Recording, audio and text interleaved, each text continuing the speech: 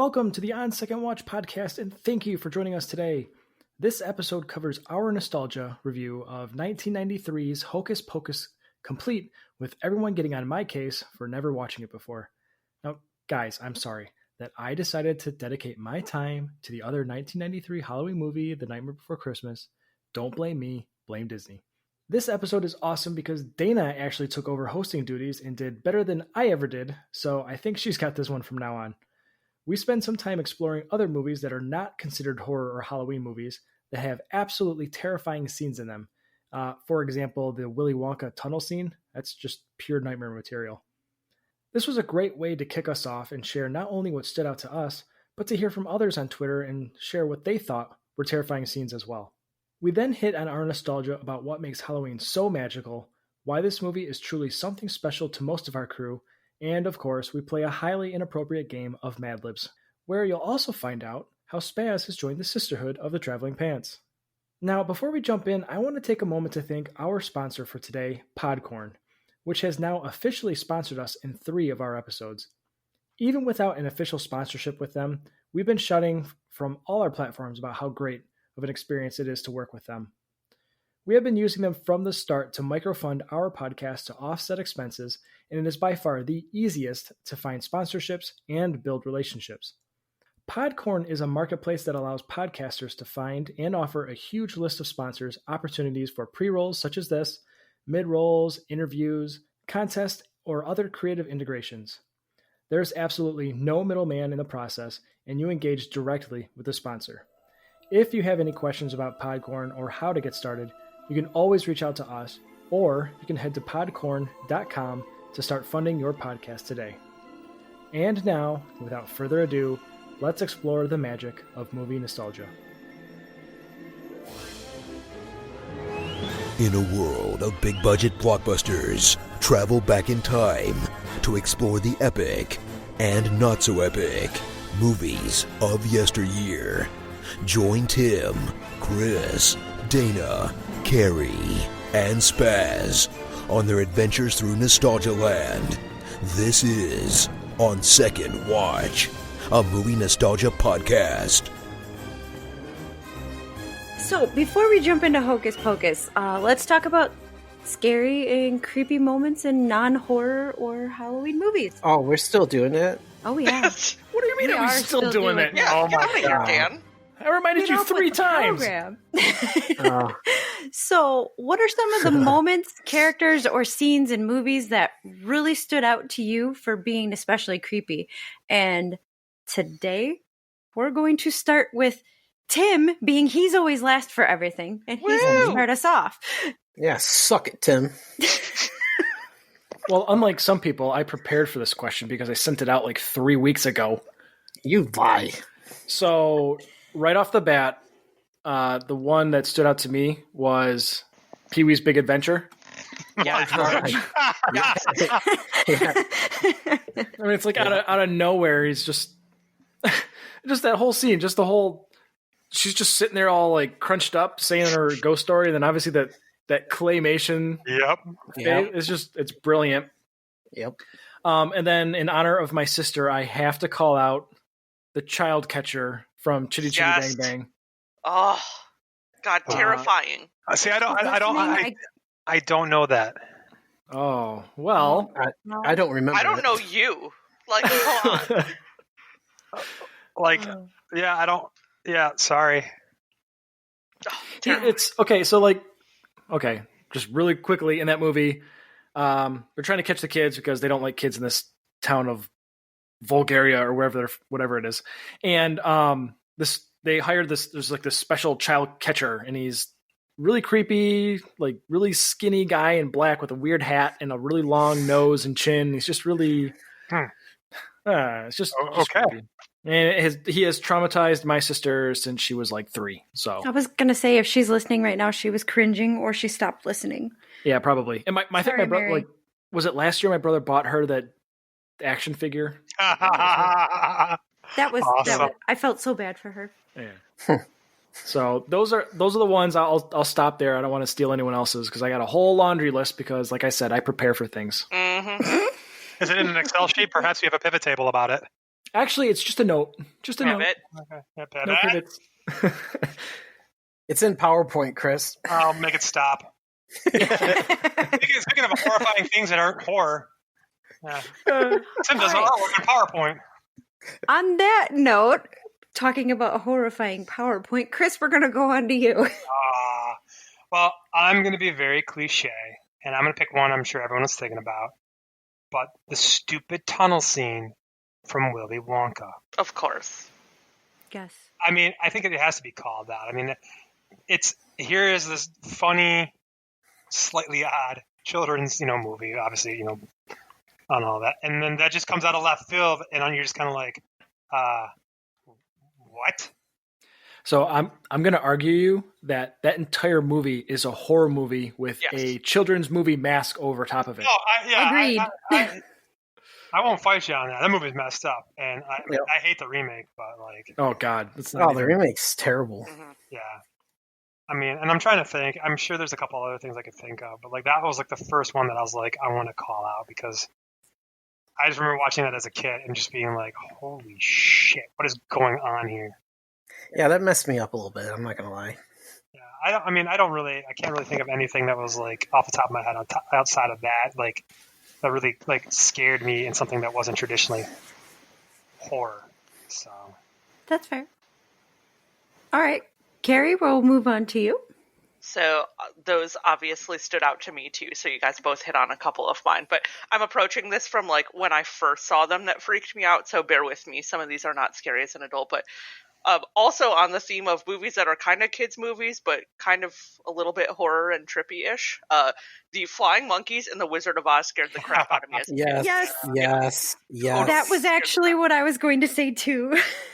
And then my other one was when we were younger, there was a live action version of like Alice in Wonderland, but I will extrapolate this to all Alice in Wonderlands pretty much, but like all of the scenes with like the real Queen of Hearts, well, in general, Alice in Wonderland has a lot of like weird stuff that happens in it, so that would probably fit there. That's fair. But Stoner definitely did that. Yeah, the Jabberwocky is terrifying. The dance group? No, although yeah, kind of a little bit, So excited. I think that was a good one. I was also going to say the same thing, Carrie, because that was definitely there. Spaz, what about you? So I thought of two. And then I saw one that I totally forgot about. But one was that wolf scene in the Never-Ending Story. Oh man, I was just thinking about that. Yes. Because I think I probably saw that movie when I was like 6 or 7 years old, and that just scared the crap out of me. I covered my eyes every time that scene came on. That part just got me. And my second one was in the movie Seven, when I think it was Sloth or one of the Deadly Sins. The guy was laying in the bed for like a year, and the guy gets down close to his face, and he shows that he's alive, and he just like it's like a jump scene type thing. And the one that I saw that I totally forgot about because I haven't seen this movie in years. It's from the Little Brave Toaster. Yes. It's when he was having that nightmare about the clowns. Yes. Yeah, and when like the car, and then I guess there's like the ending with the hand got crushed in a car compactor. Yeah, those two scenes. Yeah, those scenes got me too. It's funny you bring up Never-Ending Story because like I was trying to think of some more. Not so much the wolf that scared me, but the whole scene with Artax in the mud, like scarred me for life. Yes. Yep. I was like, So didn't see that coming. I did think of another one, but it's been years since I've seen it. But my younger brother really loves Felix the Cat growing up. And there is a movie from the 80s, Felix the Cat, the movie. And it is just like so off the wall, like 80s, like heavy metal. Like if you guys know, like the magazine, like the movie, like it's so weird. And there's like these things called headhunters in them. And it's like these like bird creatures that like their heads fly off their body and chase after them and stuff. The movie itself is just like super crazy especially when it's Felix the Cat, it's Felix the Cat. It's like funny kid stuff. And this movie is so like dark and like industrial. I kind of want to watch it again. But like, I would say the same thing about Labyrinth, kind of in the same way, where it's like all the creepiness. Like, the David Boy's package. Yeah. Yep. That's the creepiest part. And obviously, we talked about this movie in the last couple podcasts, but The Witches. Mm-hmm. Oh, yeah. But now we're deviating. I mean, that's traditionally a horror, but yes. Yeah. I wouldn't. It's kids' horror. It's kids' horror. Except that it's just on, like, turn to 11. Mm-hmm. I did have, I posted this question on Twitter and had a couple people respond back, so I'll just read through these really, really quick before Dana takes over again. But Selena J on Twitter said the puppets from Dark Crystal. Yeah. Mm-hmm. Really messed her up. The Shocked and Applaud podcast said every scene from Return to Oz. So true. The Movie Seller podcast said An American Tale, which I 1000% agree. Yes. Yeah. Oh, yeah. That movie is straight up terrifying. That's why I like Five Goes West instead. Yeah. They also said The Last Unicorn, which I had not seen. I saw it once. It's pretty dark at times. And the 1977 movie of The Hobbit. Yes. Oh, yes. Oh, my God, yes. Yeah. Yes. And also for a more recent film, the Shining scene from Ready Player One. And I did see that. That's just creep factor for sure. Yeah, I haven't seen that one. I haven't seen it because I was going to read the book, and I got like halfway through, and I stopped. Shame on me. Yeah. I did both. Yeah, I read it and have seen it a bunch of times, and they're not true to each other. So No. And then Shoot the Flick said the Willy Wonka boat ride for sure. Mm-hmm. Grim yells at a cloud. He said from the Fellowship of the Ring that Bilbo and Gandalf scene where Bilbo is like, oh yeah, doesn't want to give up the ring. That creepy moment. Yep. And then Ye Old Crime podcast said the Large Marge scene from Peewee'S Big Adventure. So just wanted to list all those out. So Dana, take it away. Yes. And I'm also going to add, which I don't know if any of you have actually seen it, but I took my oldest daughter to go see Toy Story 4 when it came out in theaters recently, and pretty much that entire movie is just especially creepy. Like those the dolls and oh my god, so terrifying. Are they as scary? Because I'll be honest, I haven't seen all the Toy Stories. But I do remember Sid's abominations from the first one. You know, are they on that level of creepiness? Now that I think about it, they're almost worse. Oh my god! I'm gonna say it's worse because they're like those. It's like the Goosebumps, that doll, that a marionette doll from Goosebumps. They kind of look like that thing. Oh, like Slappy? Yeah, very similar to that. And they just their movement. It's just wrong. It's just wrong. It is. I felt so bad that it was like, that's the first movie I go to take her to see in the theaters. And then I was watching it and I'm like, this thing is just creepy. She was actually scared of it. And I don't blame her because it was pretty weird. So I don't know. But anywho. All right. So now let's jump into our nostalgia for the Halloween classic movie that everyone in the world has seen before, except for the guy that literally watches every crappy movie on Netflix. Timmy. Hi guys. 1993's American fantasy comedy film Hocus Pocus. So this movie is directed by Kenny Ortega and written by Neil Cuthbert and Mick Garris. And this film is starring Bette Midler, or Sarah Jessica Parker, and Kathy Najimy. Okay, I'm glad somebody knew it. Thank you, guys. With a budget of $28 million, it made over $41 million in the box office. However, Disney ended up losing about $16 million on it after marketing costs during the theatrical run. It's currently a 6.9 on IMDb. So, Tim, I'll ask the question that literally everybody's probably wondering is how you have never seen this movie before, or if you even know what it's about. I don't really have a good answer as to why I've never seen it before. It just might have just you're right. Because I don't know. I just had probably assumed it just wasn't for me. Just because I just see that anytime I've ever seen a picture of it, it's just I see the three sisters. The three sisters. That's Sanderson Sisters to you, mister. Yeah, Tim.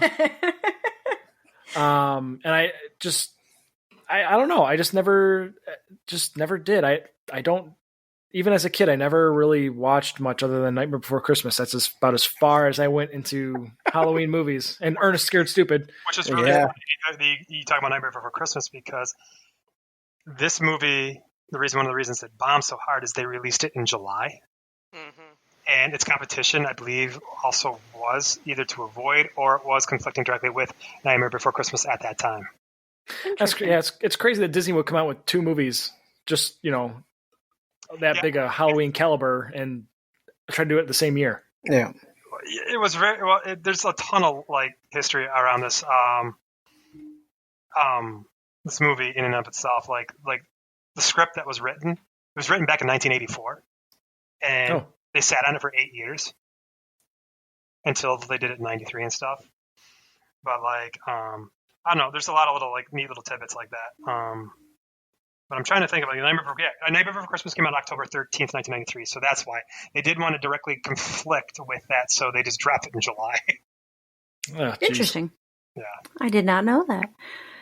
So thank you, Tim, for finally taking my place at being the one who hasn't seen a movie. Right. I really appreciate that.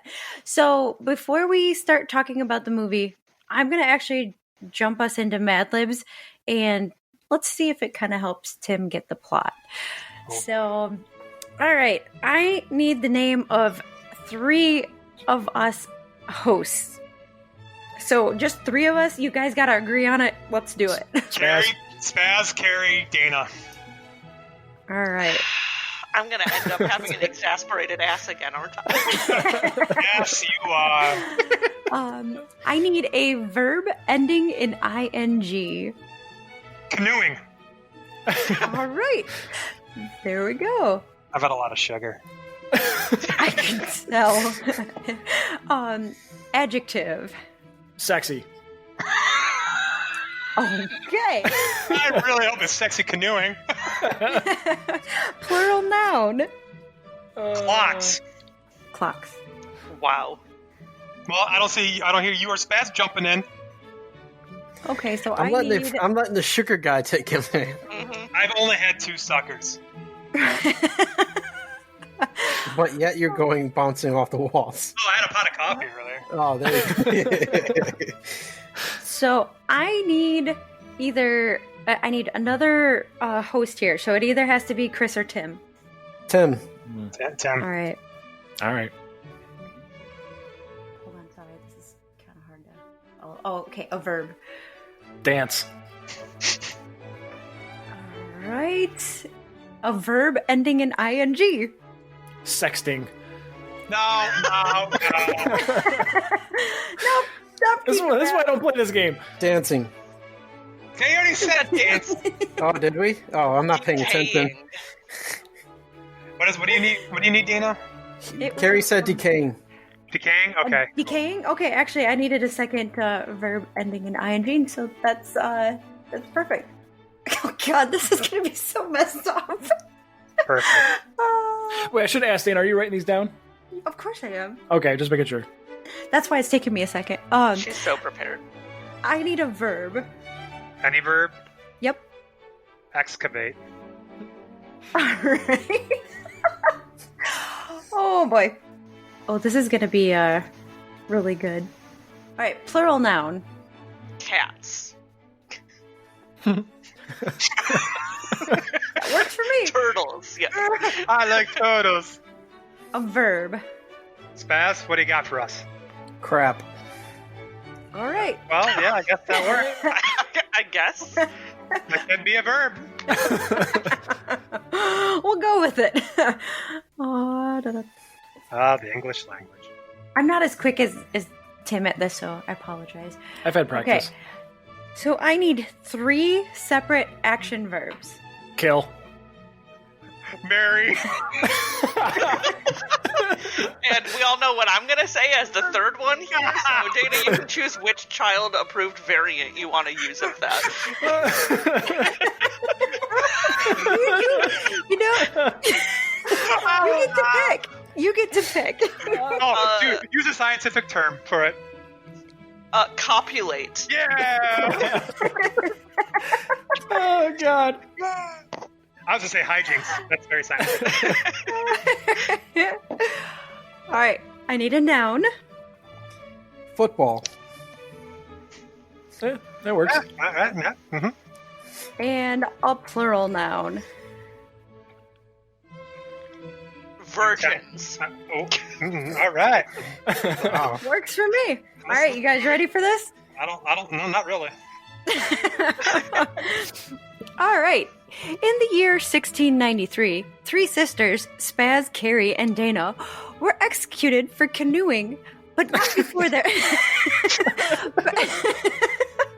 but not before their sexy book of clocks revealed to them a curse to bring the three back from the dead. My sexy book of clocks, my favorite 1983 Sears catalog. Oh, Shinola, how dare you? Oh, you're so ornate. Oh, God. 300 years later, teenager Tim is a newcomer to Salem struggling to dance after sexting in California. Oh, that checks out. Now they must spend the evening decaying door to door for trick-or-treating Yikes. while their parents excavate the town Halloween dance. Max's efforts to impress Chris led him to break the curse and bring Spaz, Carrie, and Dana back from the dead. From there on out, it's a non-stop, fun-filled chase as the cats pursue the children, determined to crap before sunrise. Oh, God. or else the witches will be gone forever. Chris and Tim work together to kill, bury, and copulate the evil trio and their magical football. I hope it's not in that order. All with the fate of all the virgins of Salem hanging in the balance. That checks out. Whew. Well, that was interesting. Yeah, it's not family friendly. I'll tell you that much. No. Well, Spaz, I welcome you to the Three Sisters Club. Happy to join. Are we going to travel and switch pants or whatever that is? I'm sorry, what now? I think you're. Traveling pants. I don't know what that movie was about. I just thought they wore pants. I don't know. Dan, I really stop hope being such a Mary. I really hope that's the premise of that movie. It's just like, hey, we got a surplus of jeans and we're going to travel on them. I hope it is too. I have no idea what it's about. It's a story of friends, and they ship pants to each other because they're just, sisterhood of traveling pants. That's stupid. stupid. So they just like an hour and a half of FedExing a pants. I hate you that you know that, Tim. I mean, all right, I did watch that movie a long time ago. You watched that, but not You Hocus Pocus? You're a terrible human being, Tim. I can relate more to pants than I can Hocus Pocus. What do I have to do?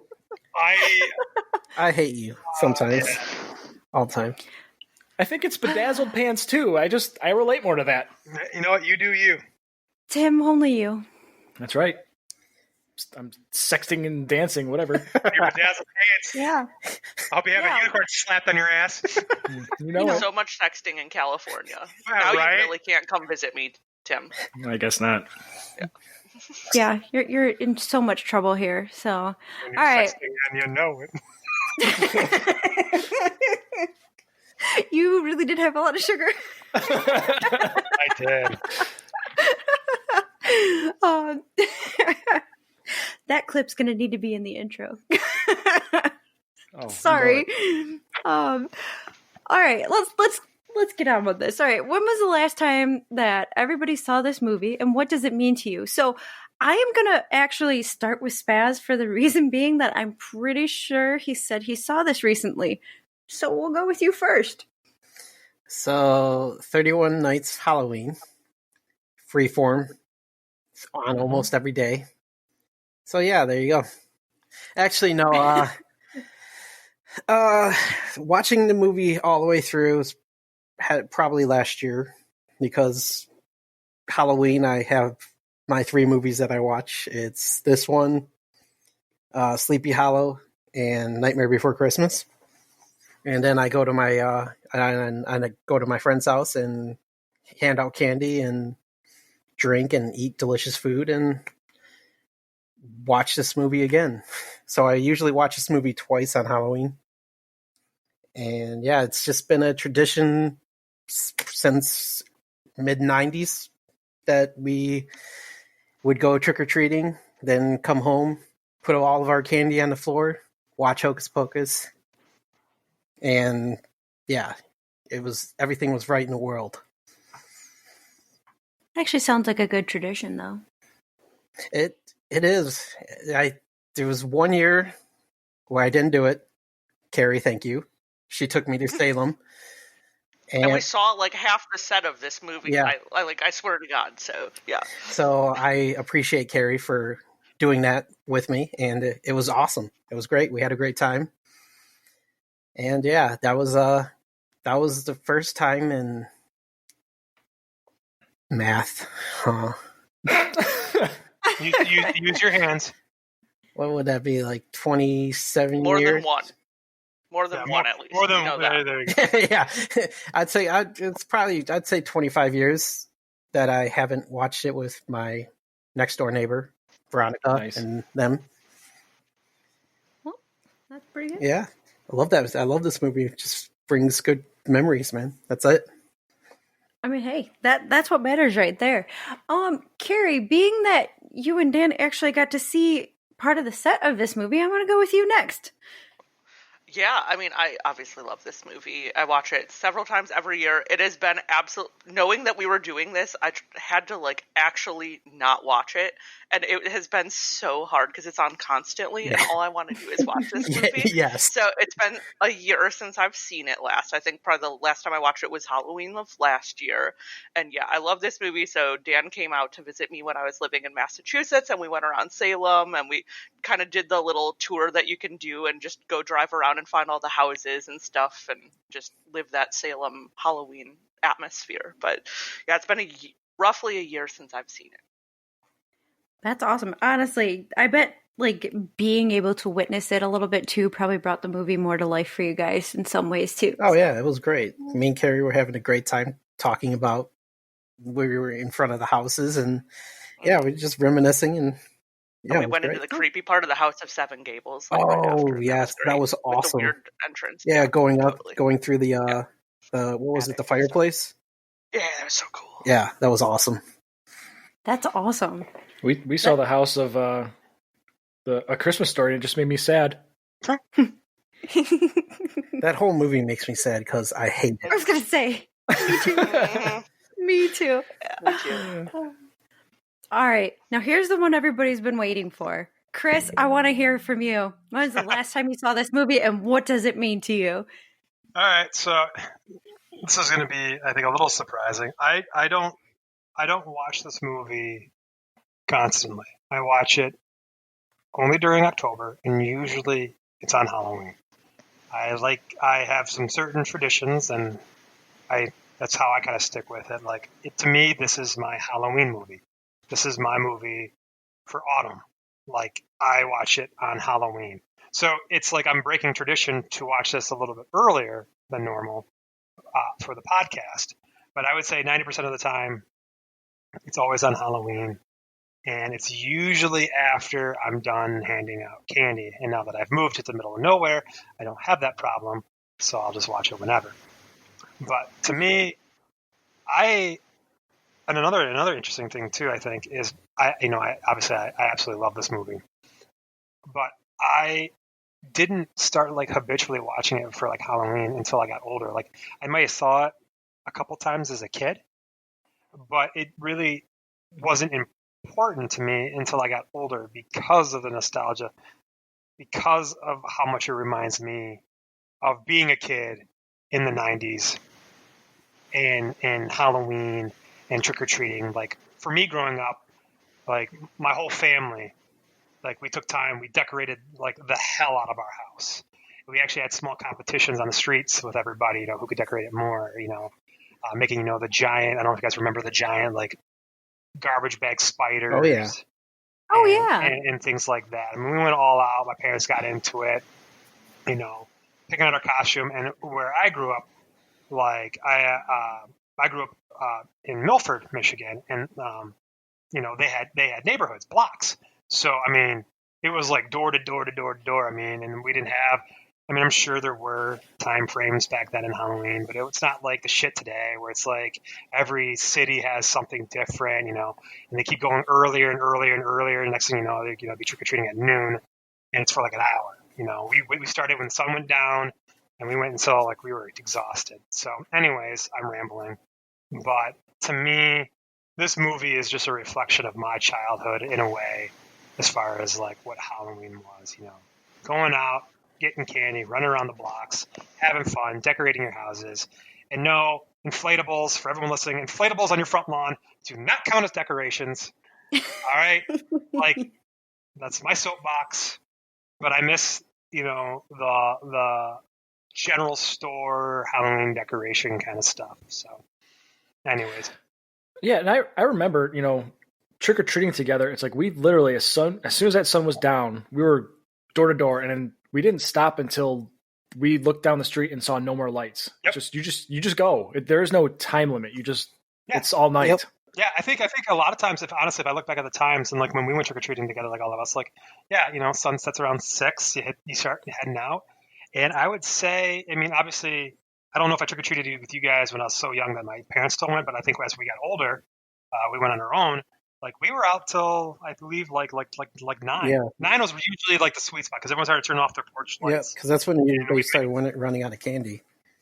Yeah, because there'd be like one light on for an entire street, and it just wasn't worth like trucking all the way down for one and heading back. So, but yeah, it was like 9 o'clock. It was a good 3.5 hours and stuff. And I think I looked up recently, and like nowadays it's like it's an hour tops. Milford is like 6 to 7:30. No. Or something like that nowadays. But I'm thinking, oh my God. Like, and of course, thankfully, no one listens to that. If your porch light's on, you're still going to get people ringing your doorbell at 8. Yep. 8:30. Oh, definitely. Yeah, and that's when they get like the handfuls of candy. I still have Yep. Yeah, I think by us trick-or-treating's about 2 hours, and like Tim and I are pretty lucky to live in a pretty big neighborhood, and a lot of people come here. So, like we usually see like upwards of 300 to 400 kids every year, and it's pretty awesome. As an adult, I like watching it, but as a kid, I loved being like around swarms of people just everywhere and just enjoying it. Yep. Can't be around swarms of people now.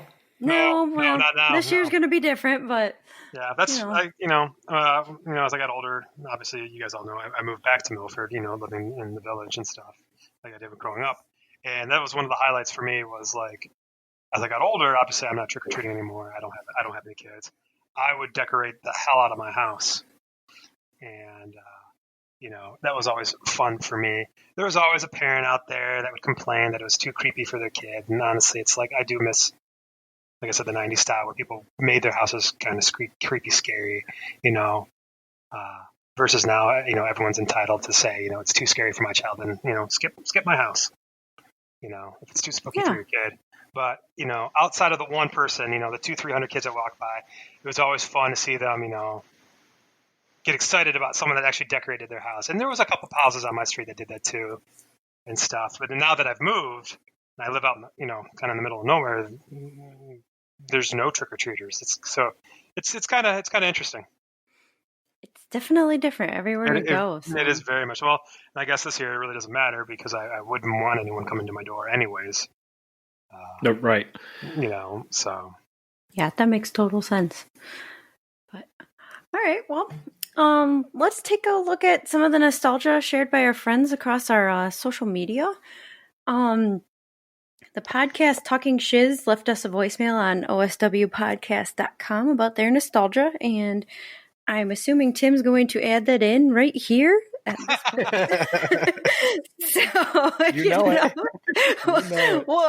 We'll go from there.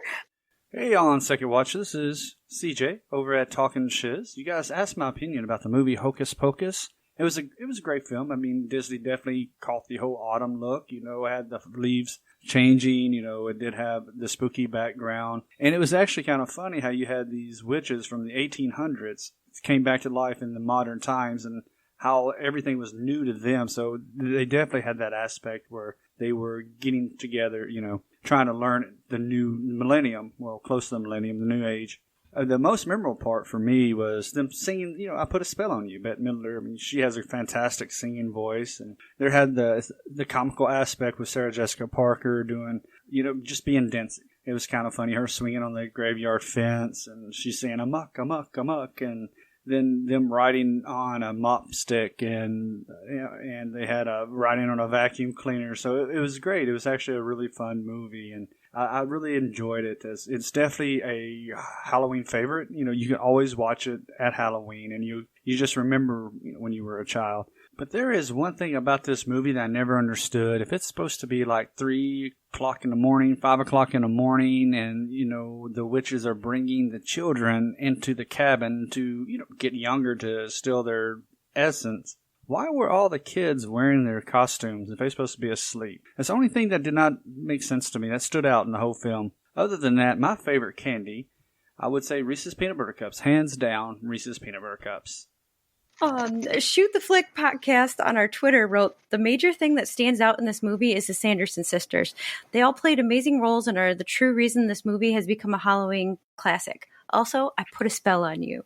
Who's the Sanderson sisters? Are they Tim? Don't even. Tim? No. Yes? Stop it. Stop it now. Stop. Right now. Wow. Thanks, Scary. Thanks, Scary.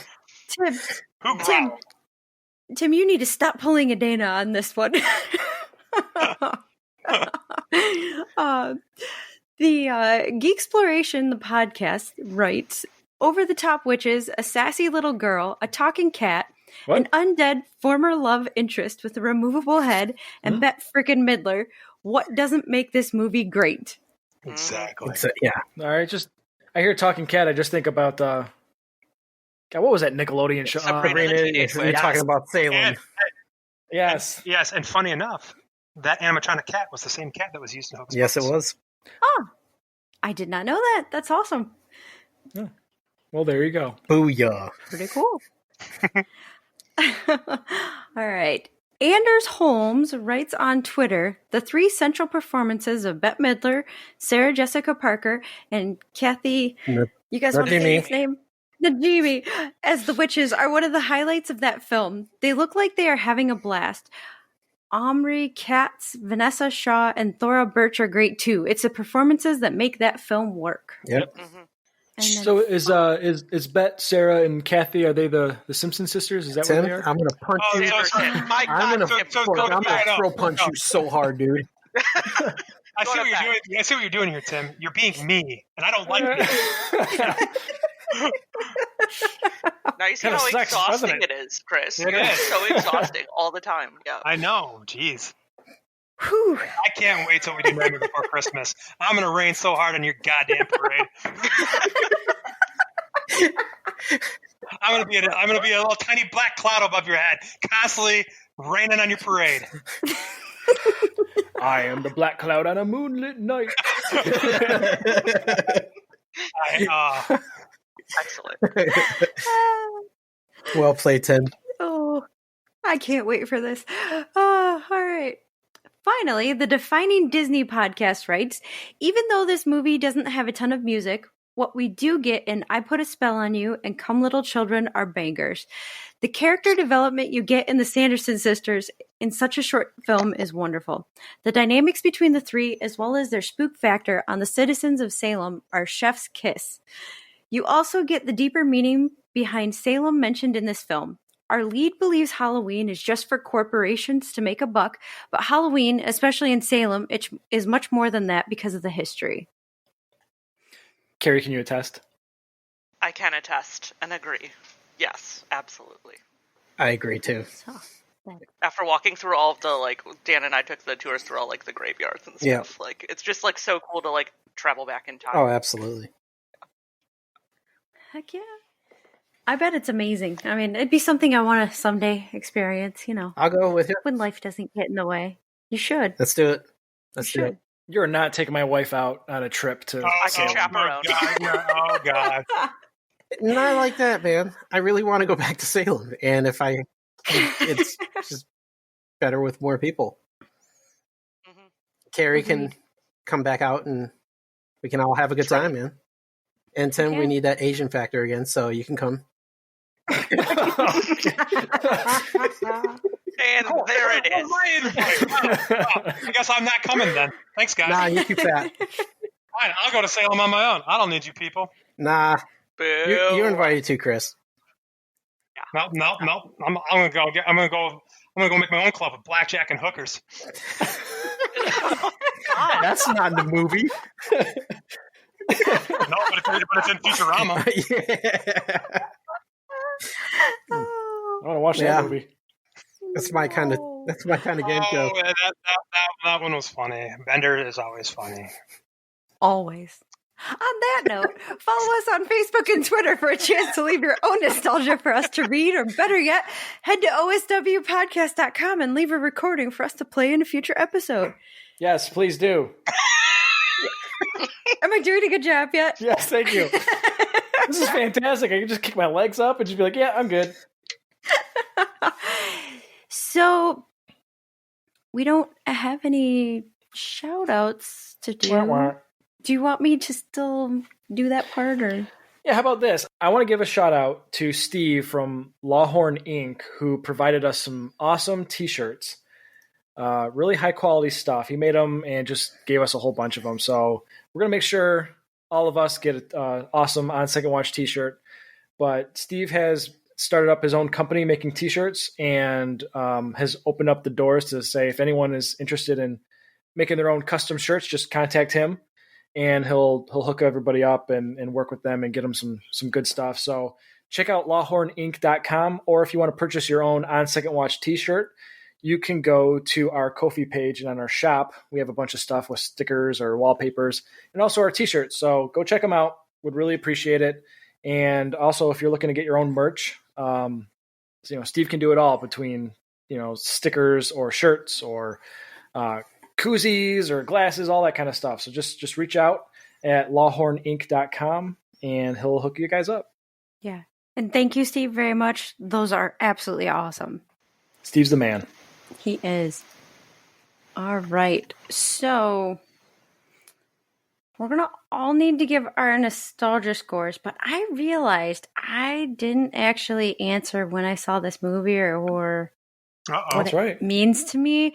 So I'm just going to be really quick because I didn't have a lot to add to it.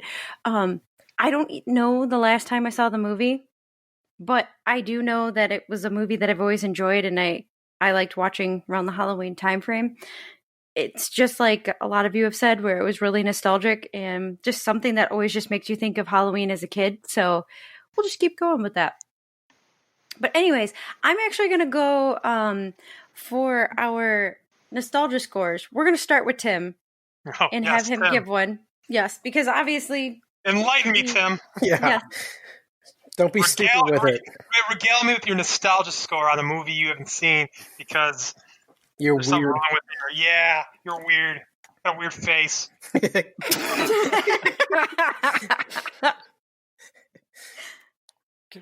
Can I talk? No. So this is how I'm going to base my score off of. I have not seen this movie. Shocker, I know.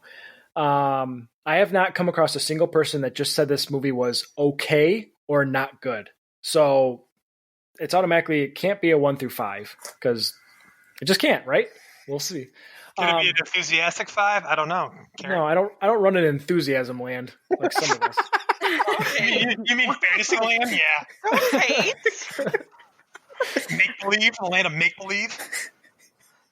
It's better than hiding in my basement like Smeagol. I mean, come on. I love the enthusiasm. I love everything, really, is the takeaway from this. Yeah, you do. Yeah. I'm just calculated. That's how I roll. My calculated score, I'm going to give it, I have high hopes. I'm like, the fog disappointed me. But my high hopes is I'm going to give it a 7. Everybody talks up this movie. It's like I said, I think Dan, you said that Freeform or whatever had it on. I looked at the schedule for Freeform's Halloween because they're all over the place. I think it is literally playing almost every other day. It's amazing. It's also on Disney Plus too, Yeah, that's where I was just joking to Dana last night when we were looking for something to watch, and it's just a big old banner on Disney Plus to watch it. So it's on the list. And I think it's going to be one of those great movies for me because it's a Halloween family movie, and it's not really supposed to be scary. It's supposed to be fun, all about Halloween, getting you in the mood. What I know about this film is very little. I just know that they're witches out of place from a long time ago. So I think it's just going to be good family fun and just a lot of humor and just a lot of just good, get you in the mood for the season. I mean, we spent a lot of time outdoors lately going through parks and seeing the colors change and the leaves. And it's just, I'm ready for Halloween and ready for something that's just fun, wholesome entertainment. And I think this is definitely going to deliver. So I'm going to go with a 7. And I'm optimistic. I'm very happy to hear that score. So put that in your cauldron and smoke it. So what you're telling me it's not just a bunch of Hocus Pocus? Oh! Wah, wah. I understood that reference. I understood that reference. I feel like that's just an infinite loop if we just keep going. It is. Yeah. Nerd humor. Oh, man. All right, Carrie, I'm going to go with you next. So, yeah, I mean, on pure nostalgia, this is one of the first movies that, I remember having seen. I know I saw movies earlier, but I think I was just too young to remember. But I remember this was the first movie I went out and my grandma took me to see it, and we were so excited. I was 7. And it was the first time I didn't have my parents there, so I thought I was so cool. And now, just every year, it just kind of brings back that. Even though, again, we, like Chris said, we saw it in the middle of summer. It just kind of takes me back to the Halloween spirit and hanging out with my grandparents for the holidays and stuff like that too. So, for me, I'm going to put this as a wonderful 8.5. Oh, wonderful. Oh, wonderful. We have a new tier here now, folks. Wow. We have enthusiastic, and if you elevate it just a little bit, you have wonderful. Wonderful. So when you hit 9, is it majestic? I guess then, yes. I would say that the Last Crusade, my only 9 so far level was, we can go with majestic, perhaps riveting. Oh, I like riveting. Ooh. Yeah. Man, where were you at Mad Libs? I mean, it's no fun for me to just throw out the thesaurus at everybody. I mean, come on. Dan's responses of, farting and crapping are fun. I feel like it's a fine blend, though. If you throw out the thesaurus of things, you have Spaz to balance you with such wonderful one-syllable words like crap. So next time when there's back-to-back ones where you need an adjective and a noun, let Dan and I collectively put that together. You guys wombo combo that, yeah. I think that will be epic. Yep. All right, Spaz, what is your score? I am going to give this an epic 9.9. Whoa! Whoa! Ooh! Boom! Did it! Basically, out of just everything I mentioned before, it brings me back to a better time of going trick-or-treating, hanging out with your friends. And, I mean, fall's the best time of year anyways, so that makes it better. But, yeah, it just brings me back to better times. So, 9.9. Love this movie. Forever. Are we getting that granular with the decimal point here? I thought we had to keep it relatively... I mean, it's as long as it's in the ones column, I'm okay. All right. Such a downer, Chris. Hey, Tim said that to me last time when I was giving something, so I wanted to clarify. You said it was like a 0.75. That's what I just did not like it. Yeah, suck it, Chris. It could have been 7.3 repeating. On that note, Chris, what is yours? I dare you. I'm not going to do it. No, I mean, if we are keeping it in the ones place, because I do agree with Tim's mentality that there is no such thing as a perfect movie. I'm going to give it a 9.9, the same as Spaz. Oh my god. Is it an epic 9.9 or just a 9.9? Mine's majestic. I'm a fan of that right now. All right. It's a majestic. Okay, I'm just making sure. Mm-hmm. All of you guys so scared to give out a 10. Like I said, there are two movies I will give a perfect 10 to. I'm not giving a perfect 10 to because, like, I can always nitpick something or other no matter what. And, like, I do agree with Tim. I don't think any movie's flawless. But it's about nostalgia, not about movie perfection. Yeah, Chris. Maybe he has flaws in his nostalgia. Mm-hmm. Well, Chris is just a flaw. He's a flawed person. You know what? You're right. You're absolutely right. I will. You know what? I am. I'm going to be that guy then. If that's the case, if we're going pure nostalgia, no flaws in the movie, like, yes, I will. I will give you a 10 on this. Oh, that makes me so happy. Fine, screw it. Give me a 10 too. No, you can't. Don't take backs. All right. You can totally give it a 10. Of course. All right. Yeah, so we're making 2 10s. Yes. All right. Yes. I'm better than Chris. Okay. So much better. Eat it. So if we're going off of nostalgia, I am going to give this movie a. I think I'm going to go with an 8. So it should be pretty good. Love it. That's still pretty high for me. So I mean, and I haven't seen it in forever. So for me, I don't know. It's pretty good. So just to recap, Tim gave this a 7 off of pure hope. He gave it off a New Hope. Oh man! Such a missed. Man, that was a missed opportunity for me. Thank you for correcting that. Carrie gave this a wonderful 8.5. Spaz was an epic 10. Chris a majestic 10. And I'm just an 8, so we're gonna go with that. No. Dana, yours is a jubilous 8. Okay, we'll go with the jubilous 8. Awesome. Tim, what does that bring our average to? Do the math, Tim. That brings us. Clickety clack, get on that, Excel man. It's Chart Boy, get it right. I'm gonna get you a calculator watch. Yeah, you should. Thank you. 90s, 80s. That brings our average nostalgia score to a triumphant 8.7. Wow, that's pretty good. Is the highest score we've given any movie. Yes. Of all time. I like it. Well deserved. It is. I think so. It is 0.1 higher than Inception. Wow. Sucking Inception. I honestly have a feeling that after watching it too, that we're going to find that this really held up and it might even possibly go up a little. Mm-hmm. Oh man. I'm pretty sure I'm not changing my score, so I don't foresee you or Chris changing yours at all. Nope. So a lot rides on me, Mr. Tim. If you give it any more than a 7, you're done. Dang. You will be kicked off your own podcast. Yep. Because I'm going to murder him. Wow. Can't do podcasts if you're dead.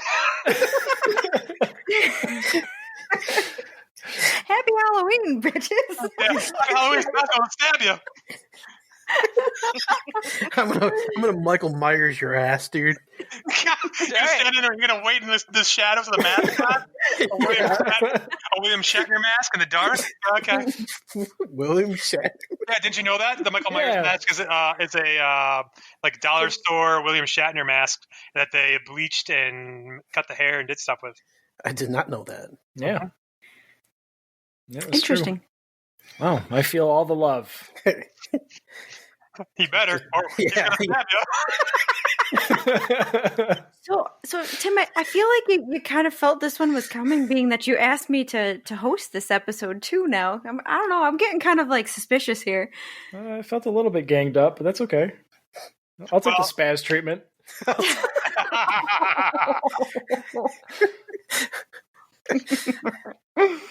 Listen, I have hope that this will be a fantastic watch. Everyone loves it. I have a strong feeling I will.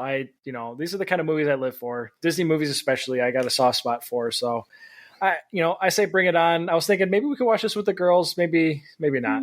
Maybe they're a little too young. No, I mean, maybe Zoe, but I don't know about Riley. Yeah, like there's only a couple scenes where I think that is like spooky. For the most part, like it's pretty clean. Yeah. Yeah.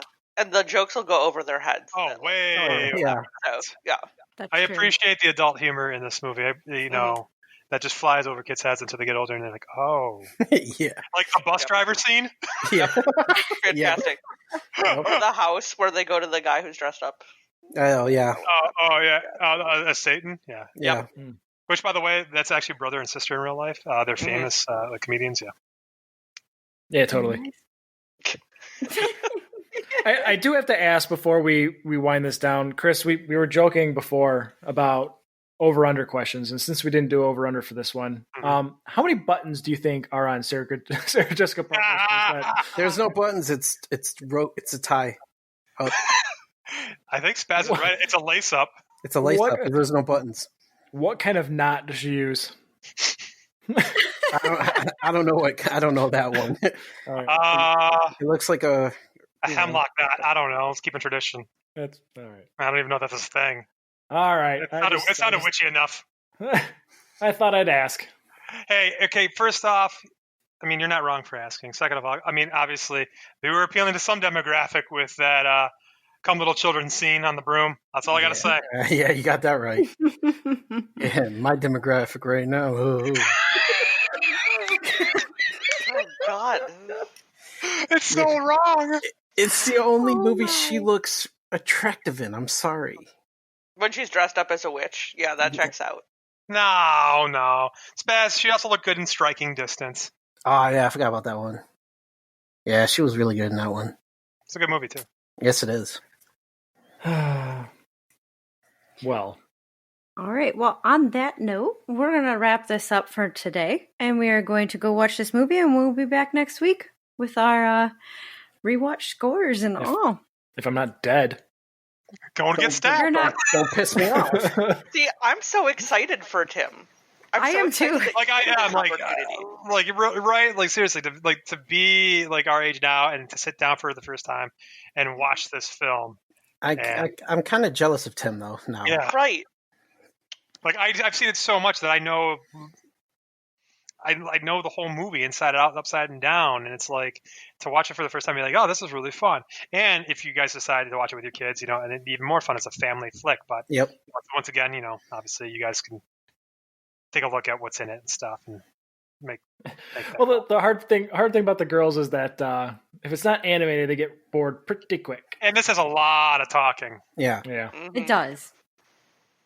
They might like a talking cat, though. Yeah, which is voiced by James Marsden, which is really funny. Mm-hmm. I was going to say, they might actually like the talking cat part of things. Maybe James Marsden? Jason Marsden? Am I getting that wrong? Somebody help me. Some dude. Oh, no.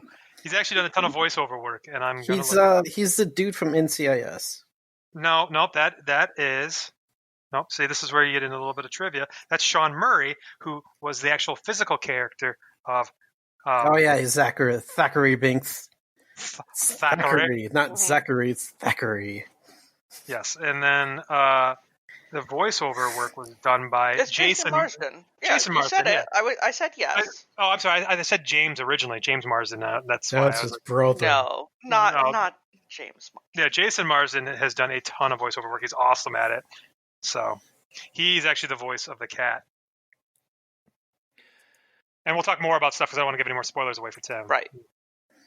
Well, yes. I'm just looking forward to it. It should be a lot of fun. And now Dana can watch my facial expressions as I watch something for the first time and question everyone's sanity.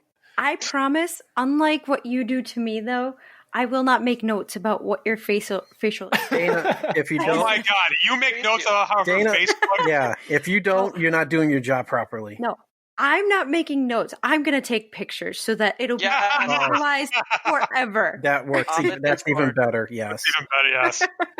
I actually thought instead of you saying making notes about the faces I make, I thought you said, unlike me, you're not going to make you watch just garbage movies. This one actually checks out as a good movie. Garbage movies are subjective. I mean, I was being nice here. All right, I admit I watch a lot of garbage movies. Look who you're talking. I didn't say it. You did. I mean, you watched Sisterhood of the Traveling Pants, so yes.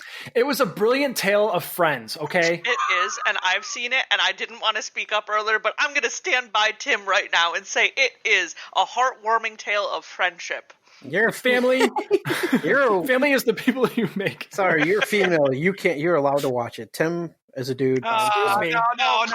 Anyone can watch anything. Lies. I just hold judgment that he's seen it before Hocus Pocus is all. Yeah, that is very surprising. I don't. I hold it because of what I said. If you watch it with Dana, that's fine. But you didn't watch it with Dana. He didn't because I've never seen it. Exactly. So that is where you are wrong, sir. Does it save face to say I probably watched this when I was in high school? Nah. Does that help? No. Yeah, I mean, this when it came out. Did you watch the sequel? Of course he did. No. Oh. Why would I watch the sequel to the movie? I don't know, Tim. It's crazy. Yeah, but do you have the double pack Blu-ray? Shut up, man. He's gotten to 4K now, man. Oh, it was the Blu-ray with the DVD with the digital code. Yes, the universal kit. Yeah. Oh boy. Witches, what are you gonna do? I don't even know where to go from there. Yeah. There's nowhere to go but to end this thing. I would, because I'm about to go nasty right now. Before he stabs you. No. That's not yet. That's next week. All right. You're gonna go nappy? You gonna take a little snoozer at 10:30 at night? I don't know what score he's gonna give. If it's lower than a 7, he's dead. Simple. Yeah, I just like the fact that you want to get going for your little nappy. You take a little snooze before you get up in the middle of the night. Yeah, he's about to be reintroduced to his buddy's pizza. Oh man, dude, I haven't. Dude, that was so good. I haven't had Buddy's Pizza in probably 5 or 6 years. What I would do for a Buddy's Pizza right now? My God. What would you do for a Klondike bar? Would you kill a man? Yes. I mean, Dan, I guess I've got your back on whatever endeavors if you send me a Buddy's Pizza. Oh, I got you. Yeah. Oh, God. Thanks for listening, everybody. This was a lot of fun. Dana, thanks for hosting it and taking over. I got to sit back and just kind of listen to the insanity. So thank you, Dana. Yep, thanks for the opportunity. Next episode. Hopefully, we'll see what happens. Dun, dun, dun. Will Tim die? Or will Tim live? This is a Halloween special. Scary movies. What's your favorite scary movie, Tim? Showgirls. Definitely Showgirls. No, we're not talking about that again. That's actually from the movie. Oh, okay. That's what he says. Yeah, last time Spaz started talking about Showgirls. I know. I can do it again. No, end this. Hit the button.